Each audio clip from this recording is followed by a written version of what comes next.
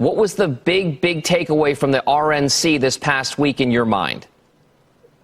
Well, I think it was the effort to reach out to people on the margins, to fire up the base, which I think the convention did, and also to reach out to people who on the margins.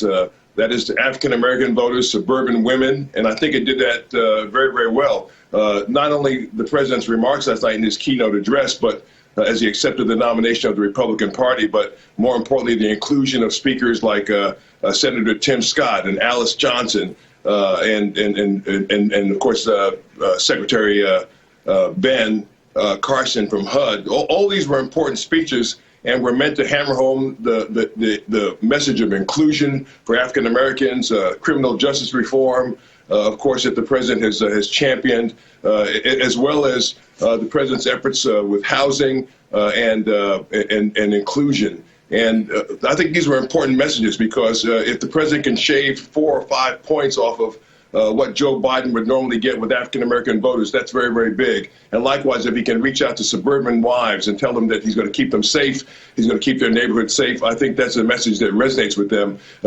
Keep their neighborhood safe and at the same time be racially sensitive. I think that's a message that suburban housewives get. And I think they were very successful in that regard. In terms of getting that message out and reaching out to those voters. Okay, so Eamon, I mean, we bring up some interesting points here with Joe.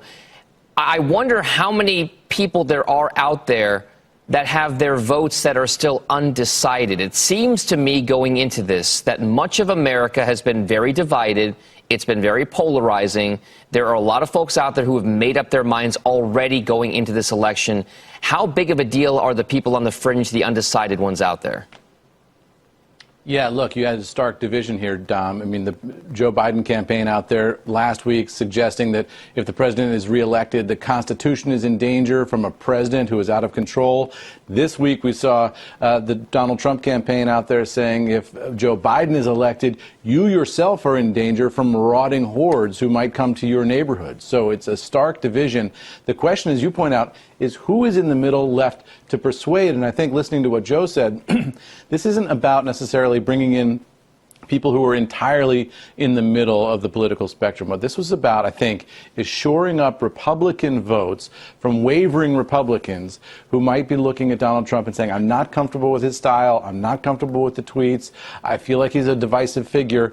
And what this convention was all about was saying, look, he's not as bad as you think. They had a number of speakers out there, African-American speakers, suggesting Donald Trump is not a racist. And that, I think, is about giving permission, particularly to suburban white women, to vote for Donald Trump despite some of their misgivings, to tell him he's not as bad as you think in terms of women's issues. They had a number of women out there buttressing that argument, and he's not as bad as you think in terms of African Americans, a number of African Americans buttressing that argument. I don't think it was about necessarily reaching out to African Americans as much as it was giving that political permission to suburban white women, where the Trump campaign knows they have a problem. There's some spin and skew always in politics. We know this, Joe. There's a couple comments that stood out to me last night from the president. He said that Joe Biden has promised to abolish the production of American oil, coal, shale, and natural gas. The claim is false, but he's trying to kind of emphasize that fossil fuels are a part of his administration and not Joe Biden's. Also, that the most dangerous aspect of the Biden platform is the attack on public safety. There is violence and danger in the streets of many Democrat-run cities throughout America. Are these the types of messages that will convince those middle voters to say, hey, you know what, maybe I want to vote for Trump or maybe I want to vote for Biden? Well, these are very powerful messages, of course, and while all the networks fact-check the statements, the voters don't. The voters hear these messages and they understand exactly what's being said and they respond to it. And so the president is and his team, of course, are working hard to shore up those votes, to fire up the base, but to also send a message out to all those Americans who might be on the margin that I'm the one that'll keep you safe, and that Joe Biden is for defunding the police, and that I'm the one that's going to make sure that we have law and order. And at the same time, I'm going to be racially sensitive. I'm not going to do anything in a racially unsensitive way. That's what the message was last night. At the same time, remember, he got about 8% of the black vote in the last election. The president knows that Joe Biden, in order to be effective, needs to have an Obama-like turnout from African-American voters. So he's got to get over 90% of the vote if he wants to be competitive in this November election.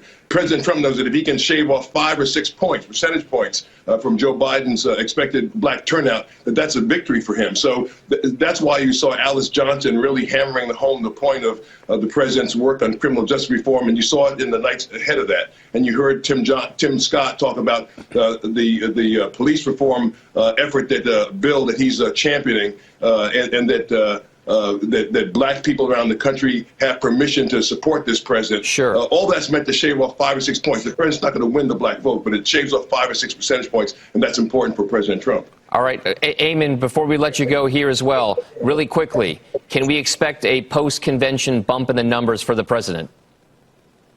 Look, Dom, we were already seeing a bump in the numbers before the convention in the wake of some of our polling on CNBC's States of Change poll. I think you can expect that to continue, but I think it's going to really, really tighten up in those battleground states, and that's where we need to watch.